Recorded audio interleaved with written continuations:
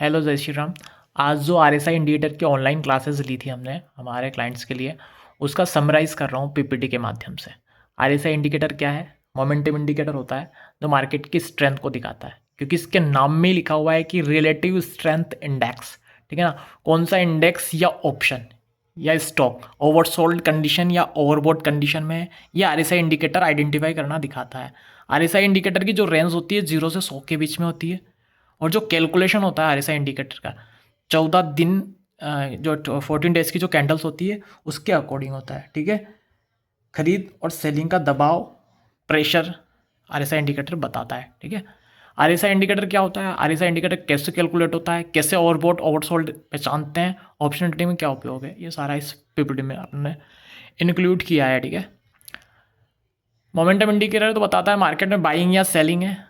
ठीक है? या बाइंग सेलिंग ज़्यादा तो नहीं हुई है, उस कंडीशन को बता देता है, रेंज 0 से 100 के बीच में। अब मैंने यहाँ पे एक स्केल्स लगाया है या पीपीटी रेडी किया है, उसमें मैंने बताया कि 20 से 30 यानी 20 से 30 के बीच में है तो ओवरसोल्ड कंडीशन। ओवरसोल्ड कंडीशन का मतलब है कि मार्केट बहुत ज़्यादा नीचे आ चुका है, यानी मार्केट एक सपोर्ट पे आ चुका है। ठीक है ना? सपोर्ट पे आ चुका है तो यहाँ से बाउंस कर सकता है मार्केट। ठीक है? तो यहाँ पर अपन क्या करेंगे, कॉल ऑप्शन ले लेंगे यानी बाइंग करेंगे। और 40 से 60 जो मैंने लगाया है नॉर्मल, यानी मार्केट एक बैलेंस्ड कंडीशन में है। 70 से 75 या 80 है ना, ये अगर इसके बीच में रहता है या इसके बीच में आरएसआई इंडिकेटर दिखाता है अपने ग्राफ को, तो यूँ समझेंगे कि ओवरबॉट कंडीशन है। ओवरबॉट का मतलब है कि मार्केट बहुत ज़्यादा ऊपर चला चुका है या ऊपर निकल चुका है, तो यहाँ से करेक्शन आ सकता है, सेलिंग आ सकती है। ठीक है ना? तो वहाँ से शॉर्ट कर सकते हैं या पुट ऑप्शन बाई कर सकते हैं। 14 डेज की जो कैंडल होती है उससे कैलकुलेशन होता है आरएसआई इंडिकेटर का। चार्ट कोई सा भी खोल लीजिए, एलाइज व्यू में ट्रेडिंग करते हो तो एलाइज व्यू में लगा लीजिए, ट्रेडिंग व्यू आ जाएगा उसमें। आरएसआई इंडिकेटर डाल के सर्च करेंगे तो आरएसआई इंडिकेटर का आ जाएगा। मैं आपको दिखा भी दूंगा एक ग्राफ लगाकर एंजल वन में या ट्रेडिंग व्यू चार्ट पर। ठीक है? आरएसआई से सिग्नल कैसे समझे, बता ही दिया था मैंने आपको पिछली स्लाइड में। 20 to 30 से नीचे ओवरसोल्ड है यानी बाई करेंगे, 70 से 75 से ऊपर है ओवरबॉट है, सेल करेंगे।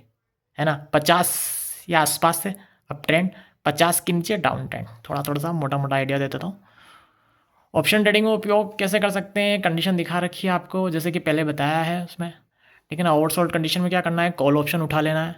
ओवरबॉट कंडीशन में क्या करना है, पुट ऑप्शन उठा लेना है। ठीक है?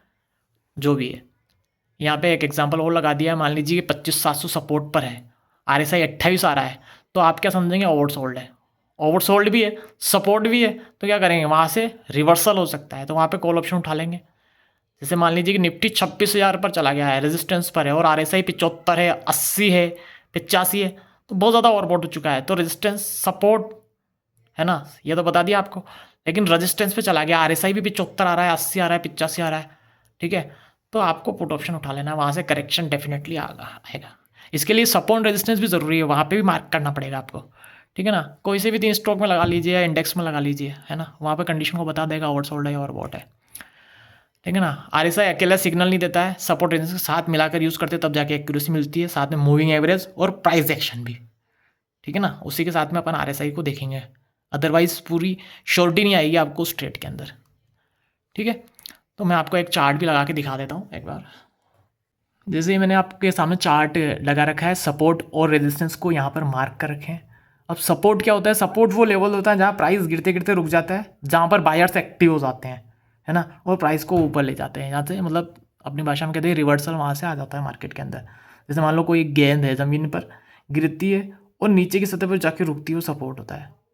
अब जैसे आरएसआई इंडिकेटर बताया था आपको, उसमें कैसे यूज़ करेंगे। अब आरएसआई अगर इसमें ग्राफ में 30 से नीचे है तो वहाँ से कॉल ऑप्शन खरीद सकते हैं। ठीक है ना?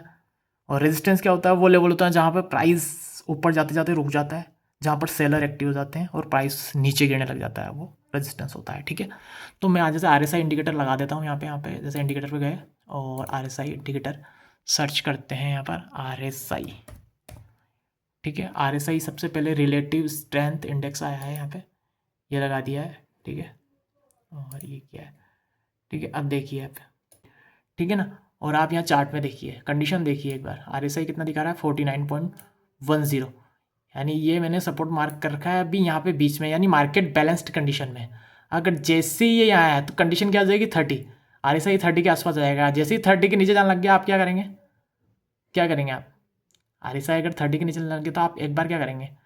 वहाँ पे रिवर्सल का वेट करेंगे। रिवर्सल का वेट करते हैं आप कॉल ऑप्शन में एंटर कर जाएंगे। तो RSI का जो मापन है उस टाइप से देखा जाता है। मैंने आपको रेंज बताई थी RSI की किस तरह से देखते हैं। RSI इंडिकेटर दिखाई दिया, बाकी लाइव मार्केट में अपन पूरा समझ लेंगे इस चीज़ को। ठीक है, थैंक यू।